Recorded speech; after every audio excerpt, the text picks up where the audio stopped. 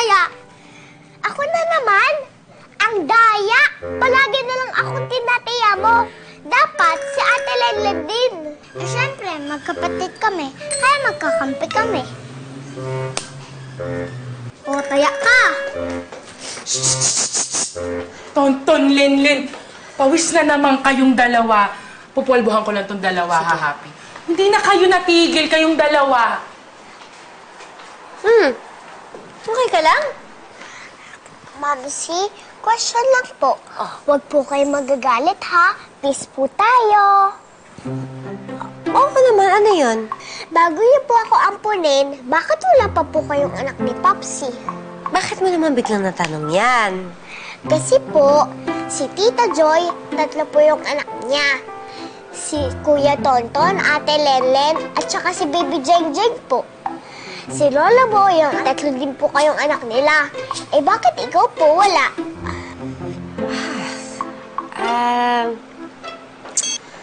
Anak, mahabang kwento yan at medyo komplikado kaya siguro kukwento ko yan sa'yo kapag matanda ka na, ha? Ay, ang saya po siguro pag may kapatid ka, no? May kakakampi. Totoo yan, anak. Ang ate ko, si Tita Joy mo, best friend ko yun habang lumalaki. Kaya hanggang ngayon, may kakampi ako. Sayang, di ko po ba experience yun kasi wala po akong baby brother o baby sister. Huwag mo nang galawin yung clip, Lenlen.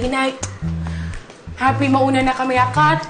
Bye-bye, ha. Uwi na si Tita Joy. Balik po ulit kayo, Tita Joy, para may kalaro din po ako. Okay, no problem. Bye-bye na. Teka. Ate, may number ka nga pala yung gumagawa ng aircon yun. Dahil ang init yung aircon namin sa kwarto. Hindi ko Magawa magana. ng aircon. Oo, yata. Sige, forward ko na lang mamaya. Ha? Oh, sige. Teka Bye, lang. Kat. Kat, hahatid ko sila, Bye, ha? Tita Happy. Dito ka lang, ha? Bye, Tita Happy. Halika na. Hatid ko kayo sa labas. Halika na. Bye po! Bye, Kat. O, best Bye. na kay Tita Happy. Doon, Bye hatid na. ko kayo. Bye-bye. Okay, halika na. Oh.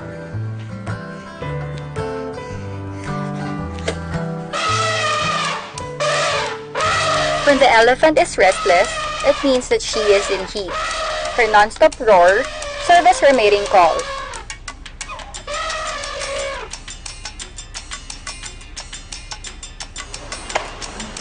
Anong pinapanood mo, anak? Ano yan? Akin na nga yan. Babsi, ano po yung mating?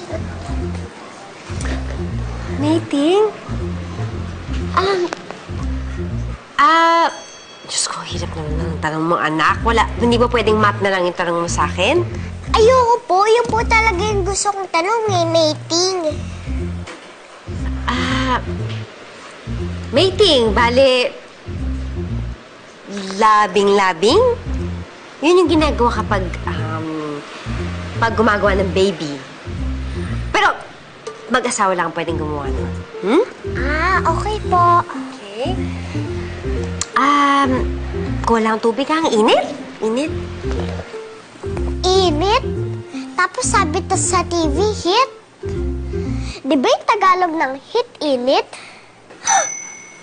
Ibig sabihin, ready na makagawa ng baby si Mamsi?